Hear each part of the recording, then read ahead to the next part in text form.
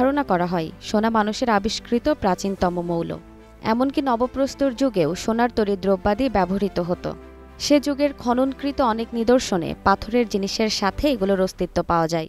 জার্মানির বিখ্যাত সমাজতত্ত্ববিদ কার্ল মার্কসও সোনাকে মানুষের আবিষ্কৃত প্রথম ধাতু হিসেবে চিহ্নিত করেছেন। সোনা একটি ধাতব হলুদ বর্ণের ধাতু। বহু প্রাচীনকাল থেকেই মানুষ এই ধাতুর সাথে পরিচিত ছিল। অপরিবর্তনীয় রূপ, কাঠামোর স্থায়িত্ব, সহজ বণ্টনযোগ্যতা এবং চকচকে প্রকৃতির জন্য এটি অনেক আগে থেকেই অর্থের প্রধান মানদণ্ড হিসেবে ব্যবহৃত হতো। এসব কারণে সোনা অতি মূল্যবান ধাতু হিসেবে চিহ্নিত হয়ে আসছে সেই প্রাচীনকাল থেকেই। সোনার সাথে পৃথিবীর অনেক বেদনা বিধুর ও ভয়ঙ্কর কাহিনী জড়িত। সোনা অধিকারের লক্ষ্যে জাতিতে জাতিতে যুদ্ধ হয়েছে, প্রাণ হারিয়েছে অগণিত মানুষ। আবার সোনার মালিক হয়েও কেউ শান্তি পায়নি, কারণ পাওয়ার পরই এসে যেত সোনা হারানোর ভয়। যখন থেকে মানুষ সমাজ বদ্ধ হতে শিখেছে এবং ধীরে ধীরে সামাজিক শ্রেণী বিন্যাসের সূচনা হয়েছে, তখন থেকে মানুষ খনি থেকে সোনা উত্তোলন করতে শুরু করে।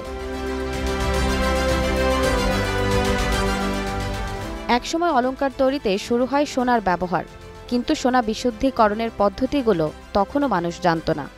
যদিও এখন তা হাতের ময়লা। সাধারণত অ্যাফাইন পদ্ধতিতে সোনা বিশুদ্ধ করা হয়। সোনা পরিশোধনে ব্যবহার করা অ্যাসিডের মিশ্রণ সোনার উজ্জ্বলতা ও আকর্ষণীয়তা একে গহনার জন্য অত্যন্ত জনপ্রিয় করে তুলেছে, আর তাই এটি ক্ষমতা, মর্যাদা ও সামাজিক অবস্থানের প্রতীক হিসেবে বিবেচিত হয়। বর্তমান বিশ্বে সোনার রিজার্ভ একটি দেশের আর্থিক স্থিতিশীলতা বজায় রাখতে ও মুদ্রার মানকে সমর্থন করতে কাজ করে। এছাড়াও অর্থনৈতিক অস্থিরতার সময়ে সোনা একটি বাফার হিসেবে কাজ করে। কেন্দ্রীয় ব্যাংক এবং সরকার তাদের রিজার্ভে সোনা মজুদ রাখে। এটি জাতীয় মুদ্রার মূল্যকে সমর্থন করে এবং একটি আর্থিক সুরক্ষা জাল হিসেবে কাজ করে। সাম্প্রতিক অর্থনৈতিক অনিশ্চয়তা, মুদ্রাস্ফীতি এবং ডলারের অবমূল্যায়নের কারণে অনেক দেশের কেন্দ্রীয় ব্যাংকগুলো তাদের সোনার রিজার্ভ বাড়িয়েছে। এত সব কারণে যুগে যুগে দাম বেড়েছে সোনার। এবার অতীতের সকল রেকর্ড ভেঙে সর্বোচ্চ দামের নতুন ইতিহাস সৃষ্টি করেছে সোনা। বিশ্বে প্রথমবারের মতো প্রতি আউন্স সোনার দাম $4,300 ছাড়িয়ে গেছে। 22 ক্যারেটের স্বর্ণের দাম বাংলা টাকায় দাঁড়িয়েছে 2,16,332 টাকায়। জেরিন জামান, গ্রিন টিভি।